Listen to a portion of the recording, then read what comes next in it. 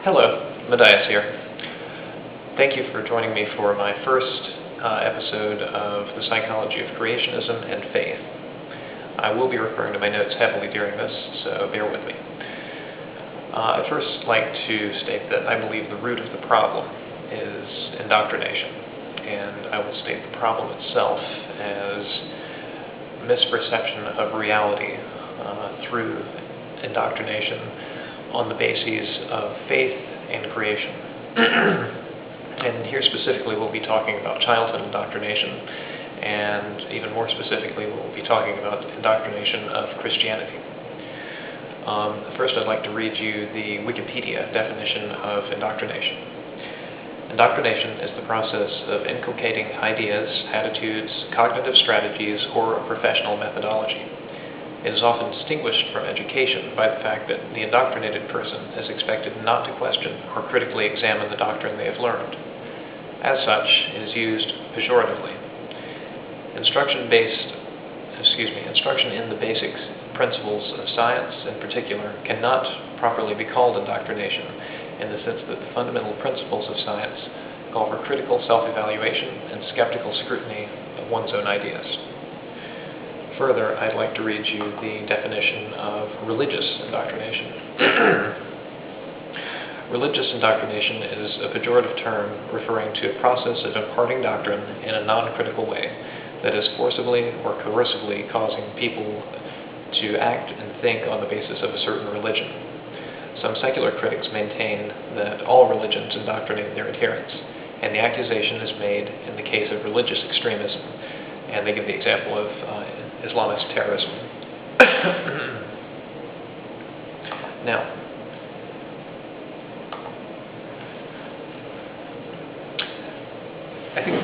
I guess that fairly well explain the difference between education and indoctrination.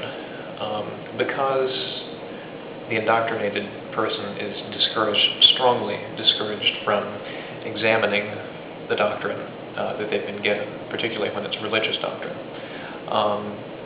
Indoctrination affects a child at a very visceral level. Generally, childhood indoctrination begins as soon as the child is able to speak and understand basic abstracts, and will continue until at least the age of reason. Actually, I think it was perhaps stated best in layman's terms by Becky Fisher in Jesus Camp. She says, quote, "The things children learn at age 7, 8, and 9 is pretty much there for the rest of their lives," end quote. And that's the problem, it's one of many problems. If you're indoctrinated and you eventually come to question those beliefs, even for the most inquisitive minds, it will take a period of time to shake them off because they are so deeply ingrained, and a sense of guilt is generally wrought by questioning your doctrine, especially with the reinforcements that I'll discuss now. Many parents reinforce indoctrination through socialization. This can be church attendance, Sunday school, Bible camps, and other means. I'm actually going to read directly from the notes for a second. This creates a vision of love and peace for the child initially, while garnering a modicum of control for his adult indoctrinators. The children called child evangelists are treated as peers and feel that they are taken more seriously by the adults in their lives by being able to participate in proselytizing and spreading the faith and winning the lost. It's been suggested that children are spared a degree of pain via self-doubt through faith in creation. Self-image is affected when we first learn how small we are in the grand scheme of things. In most schools, children learn that they are a part of a planet which is billions of years old, that they and all of humanity, and all of life really, share a common ancestor. They learn that the universe is immense beyond their wildest imaginations, that our most powerful telescopes can see light from nearly 14 billion years ago.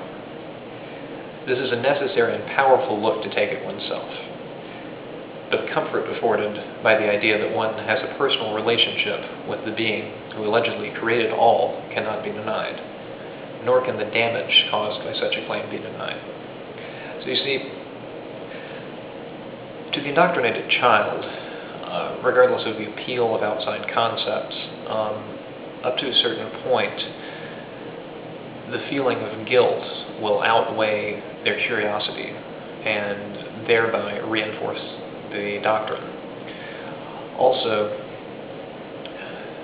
it's easier to accept as truth because of the comfort, if you have been indoctrinated, that you have been personally created and that your Creator cares about you, that he, she, or it has certain rules for you to follow, and they are concerned about that he, she, or it is concerned about your well-being, and is there all throughout your life, at every moment, and available for you to call on or contact at your will.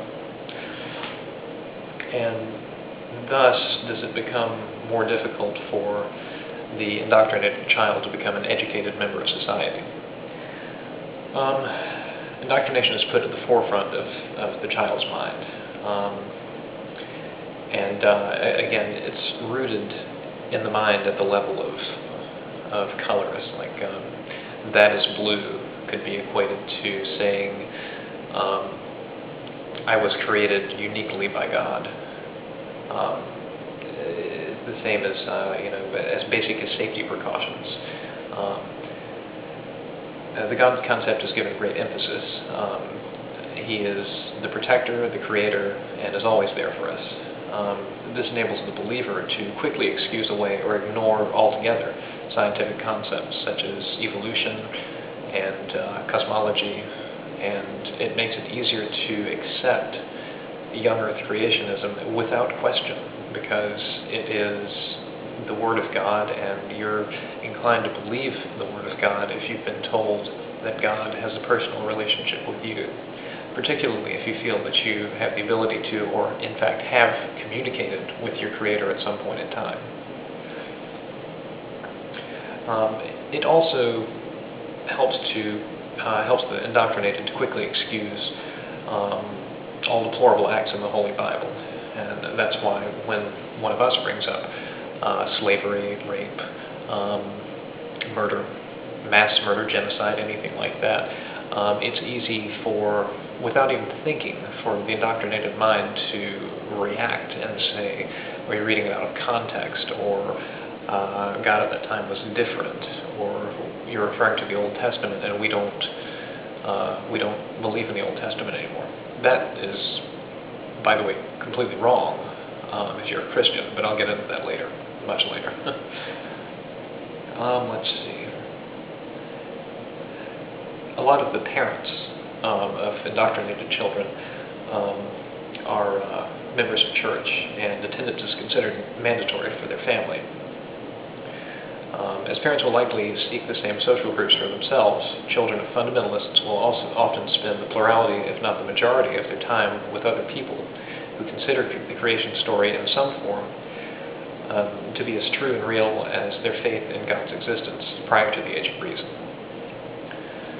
And then eventually reaching adolescence, upon reaching the age of reason, socialization will continue with the same group for the non-inquisitive child. Creationism, and here this is, for those of you who are watching this that are Christians and creationists, I don't mean this to offend, this is simply psychological fact. Actually I'm not even going to state it as psychological fact. I will say that it is my strong and well backed up opinion that creationism has its greatest effect on those of weaker mind. And at the age of reason, the thinking children, the strong-minded children, and young teenagers will begin to question what they've been taught. When confronted with the same old stories from the same old sources, they will seek outside information. This affects homeschoolers a lot more prominently, perhaps, than indoctrinated children who go to public school. I guess that's about all that we have time for in this episode. I want to conclude by saying that we'll get into this next time. excuse me, the results of indoctrination, which I'll explore later, these are very, very negative results. And we have things like homophobia, we have things like unwarranted hatred of medical practices such as abortion. But we'll get into those next time. And hopefully this will be a little bit better prepared next time. I didn't have much time to rehearse this evening, so anyway, thank you for watching, and I'll have another episode of The Psychology of Creationism and Faith soon.